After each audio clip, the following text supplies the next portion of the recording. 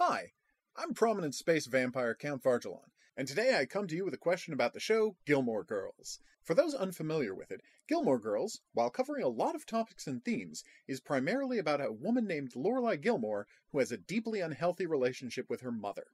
The question I have about the show is this: does Lorelei Gilmore drink and drive? The answer, of course, is yes! In nearly every single episode of the show, she attends a Friday night dinner at her parents' house. We've never seen a full dinner, of course, but based on an overview of the series, I've estimated that Lorelei Gilmore drinks 1 cocktail before dinner and 2 glasses of wine with dinner, after which she leaves as quickly as possible and drives from New Haven to Stars Hollow, which takes about 40 minutes. So this is, without question, a woman who is under the influence of alcohol while driving. Now for the second question. Does her behavior rise to the level of criminal drinking and driving? For that, we have to crunch some numbers. Let's assume that Lorelei has the same vital statistics as the actor who portrays her, Lauren Graham.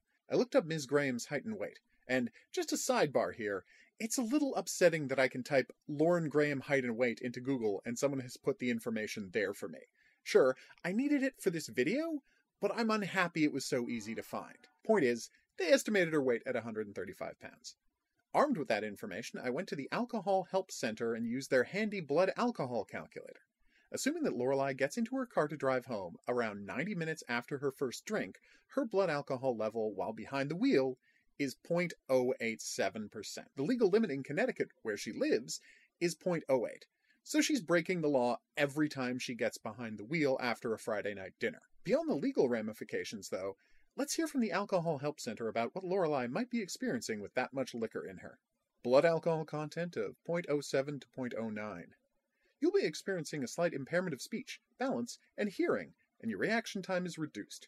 Your caution, reasoning, and memory are impaired, and your judgment and level of self-control are reduced. There's evidence of this on the show, of course. We can see her leaning on walls for support after dinner, and even jokingly suggesting that she shouldn't drive. The limiting of behavioral restraint even helps to explain why so many of their dinners end in insults and people storming out. It's important to note that this 0.087 is actually the low end of her estimated blood alcohol level. In some episodes, the dinner stretches out for another 20 minutes while they have after-dinner cocktails, which could raise her blood alcohol level well above 0.1%.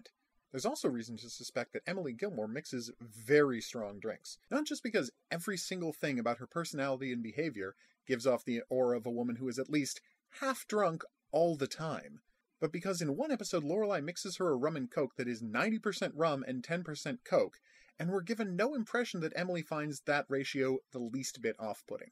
Gilmore Girls returns with new Netflix episodes today, and we can only hope that in the time since we've last seen her, Lorelei has gotten her drinking problem under control, or at the very least is no longer risking hers and her daughter's life every single week. I've been prominent space vampire Count Vargelon. Thanks for watching, and I'll see you back here for the next thing.